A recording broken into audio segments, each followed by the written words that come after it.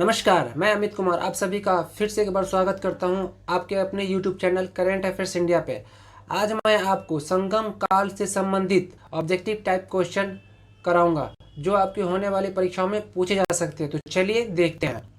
सबसे पहला प्रश्न संख्या 1, लाल चेर के नाम से प्रसिद्ध वह चेर शासक कौन थे जिसने कन्नानी पत्नी के मंदिर का निर्माण कराया था? तो इसका सही आंसर है सेनगुट्टुवन। क्वेश्चन नंबर 2, तमिल के गौरव ग्रंथ जीवक चिंतामणि किससे संबंधित थी? तो इसका सही आंसर है जैनों से संबंधित था जीवक चिंतामणि। क्वेश्चन नंबर 3, तमिल भाषा के मणि मेकलई नामक गौरव ग्रंथ किससे संबंधित है? तो इसका सही आंसर है बौद्ध धर्म। तमिल भाषा का मणि मेकलई नामक गौरव ग्रंथ जो है बौद्ध धर्म से संबंधित है। क्वेश्चन नंबर 4, निम्न में से संगम युगी व्याकरण रचना सर्वाधिक महत्वपूर्ण रचना मानी गई है? इसका सही आंसर है तोल्कापियम में। तोल्कापियम में ग्रंथ है उसमें जो है ये व्याकरण मानी गई है। क्वेश्चन नंबर 5, निम्नलिखित राजवंशों में किसका उल्लेख संगम साहित्य में नहीं हुआ है? तो संगम साहित्य में जो है कदम का उल्लेख नहीं हुआ है, लेकिन चेर, चोल और पांड्याय का हुआ है उल्लेख। क्वेश्चन नंबर 6, संगम युग में उरियूरू किस लिए विख्यात था? संगम युग में उरियूरू जो था वो कपास के व्यापार के महत्वपूर्ण केंद्र था। तोलकपियम ग्रंथ संबंधित है। तोलकपियम जो ग्रंथ है व्याकरण और काव्य से संबंधित है तोलकपियम। क्वेश्चन नंबर 8, धार्मिक कविताओं का संकलन कुरल किस भाषा में है? तो इसका सही आंसर है तमिल। धार्मिक कविताओं का जो संकलन है कुरल वह तमिल भाषा में लिखी गई है। क्वेश्चन नंबर 9, किस संगम युगीन राज्य के संरक्षण में 3 संगमों का आयोजन किया गया है? तो इसका सही आंसर है पांड्याय। पांड्य के शासन काल में 3 संगमों का आयोजन किया गया था। क्वेश्चन नंबर 10, किसने उल्लेख किया है कि नंदों ने अपना कोष गंगा की धारा में छिपा रखा था? इसका सही आंसर है मामू लानार ने। मामू लानार ने नंदों के अपना कोष गंगा में छिपा रखने का उल्लेख किया है। क्वेश्चन नंबर 11, सुमेलित कीजिए राज्य और राजकीय चिन्ह। तो चेर के राजकीय चिन्ह हुआ करता था धनुष, चोल का राजकीय चिन्ह हुआ करता था बाघ और पांडे का राजकीय चिन्ह हुआ करता था मछली। सुमेलित कीजिए पुस्तक और लेखक में। तोलकपियम लिखा किसने है? लिखा है तोलकपियर ने। त से तोलकपियम और त से तोलकपियर। बी, शिल्पाधिकरम किसने लिखा है? तो शिल्पाधिकरम लिखा है इलांगो अडिगल ने। शिल्पाधिकरम लिखा है इलांगो अडिगल ने। मणि मेकलई किसने लिखा है? मणि मेकलई लिखा है शीतले सतनार ने। मणि मेकलई लिखा है शीतले सतनार ने। जीवक चिंतामणि किसने लिखा है? यह लिखा है तिरुतक देवर। इसके लेखक हैं तिरुतक देवर। क्वेश्चन नंबर 13, सुमेलित कीजिए सूची 1 और सूची 2 को। क्षेत्र और अर्थ का मतलब। कुरिंजी का अर्थ होता है पहाड़ी। कुरिंजी का अर्थ होता है पहाड़ी।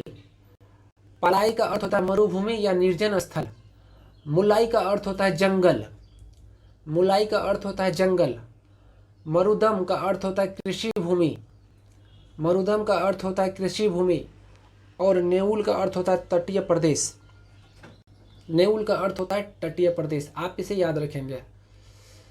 14, सुमेलित कीजिए संगम और अध्यक्ष। प्रथम संगम के अध्यक्ष थे अगस्त्य। द्वितीय संगम के अध्यक्ष थे अगस्त और तोलकपियर। और तृतीय संगम के अध्यक्ष थे नक्कीरर। क्वेश्चन नंबर 15, कपाटपुरम या अलैव में संपन्न द्वितीय संगम का एकमात्र शेष ग्रंथ कौन सा है? इसका सही आंसर है तोलकपियम। कपाटपुरम या अलैव में संपन्न द्वितीय संगम का एकमात्र शेष ग्रंथ कौन सा है? तोलकपियम। किस ऋषि के बारे में कहा जाता है कि उन्होंने दक्षिण भारत का आर्यीकरण किया था और उन्हें आर्य बनाया? तो इसका सही आंसर है ऋषि अगस्त्य। अगस्त्य ऋषि इसका सही आंसर है, जो कहा जाता है कि दक्षिण भारत का आर्यीकरण किया। क्वेश्चन नंबर 17, स्ट्रोबो के अनुसार संगम युग के किस वंश के शासक ने रोमन सम्राट अगस्टम के दरबार में 20 ईसा पूर्व में लगभग एक दूत भेजा था? तो स्ट्रोबो के अनुसार जो है रोम सम्राट अगस्टम के दरबार में पांड्याई नरेश ने अपना दूत भेजा था। 20 ईसा पूर्व में। क्वेश्चन नंबर 18, तिरुवल्लपुर की रचना कुरल या मुमपाल को कहा जाता है? इसका सही आंसर है तमिल भूमि का बाइबिल को कुरल या मुमपाल कहा जाता है। क्वेश्चन नंबर 19, तमिल काव्य का इलियड कहा जाता है शिल्प आदिकर्म को? तमिल काव्य का इलियड कहा जाता है शिल्पादिकर्म को। क्वेश्चन नंबर 20, तमिल काव्य की ओडिसी कहा जाता है मणिमेकलई को? तमिल काव्य की ओडिसी कहा जाता है मणिमेकलई को। क्वेश्चन नंबर 21, पुहर कावेरीपट्टनम की किसने स्थापना की थी? तो इसका सही आंसर है कारिकल ने। कावेरीपट्टनम की स्थापना की थी कारिकल ने। क्वेश्चन नंबर 22, मुजारिस किस राज्य का प्रमुख बंदरगाह है? तो मुजारिस जो थे चेरो के प्रमुख बंदरगाह थे मुजारिस। क्वेश्चन नंबर 23, किस संबंध में यह कहावत है कि जितनी जमीन में एक हाथी लेट सकता है उतनी जमीन 7 आदमियों का पेट भर सकता है? यह कहावत है कावेरी डेल्टा के लिए। क्वेश्चन नंबर 24, मिलान करें राज्य और प्रख्यात शासक। तो चेर के प्रख्यात शासक थे सेनुगुट्टवन। चेरों के प्रख्यात शासक थे सेनुगुट्टवन। चोलों के प्रख्यात शासक थे कारिकल। चोल के प्रख्यात शासक थे कारिकल। पांड्या के प्रख्यात शासक थे नेडुजेलियन। क्वेश्चन नंबर 25, प्लिनी के ग्रंथ एवं अज्ञातनामा लेखक के ग्रंथ पेरिप्लस के अनुसार मोती की सीप पांड्याई देश के किस क्षेत्र से निकलते थे? तो इसका सही आंसर है कोलचे से। कोलचे से जो है पांड्याई देश के क्षेत्र थे जहां मोती निकाला जाता था। क्वेश्चन नंबर 26, गाय या अन्य वस्तुओं के लिए लड़ते लड़ते मरने वाले वीरों के सम्मान में खड़े किए जाने वाले वीर प्रस्तर को कहा जाता है वीरकल नाड़ुकुल। इसका सही आंसर ए है। क्वेश्चन नंबर 27, प्राचीनतम तमिल देवता मुरुगन किस वैदिक देवता के सदृश थे? तो इसका सही आंसर है स्कंद कार्तिकेय के।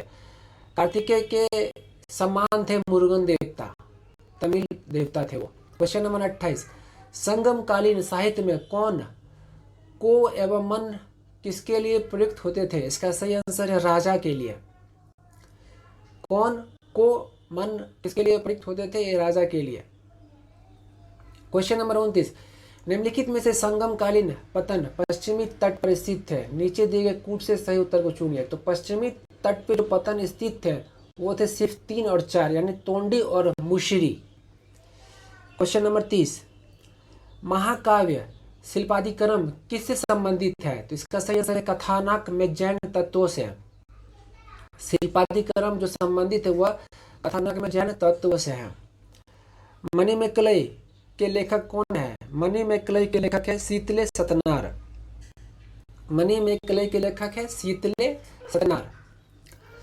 तो डियर फ्रेंड्स, अगर ये वीडियो आपको मेरी अच्छी लगी तो प्लीज़ लाइक, शेयर और सब्सक्राइब जरूर करें ताकि मैं आने वाली वीडियो आपको बना के दे सकूं और आपका इससे बेसिक जेंडर नॉलेज मजबूत हो सके। तो मिलते हैं नेक्स्ट वीडियो में। Thank you.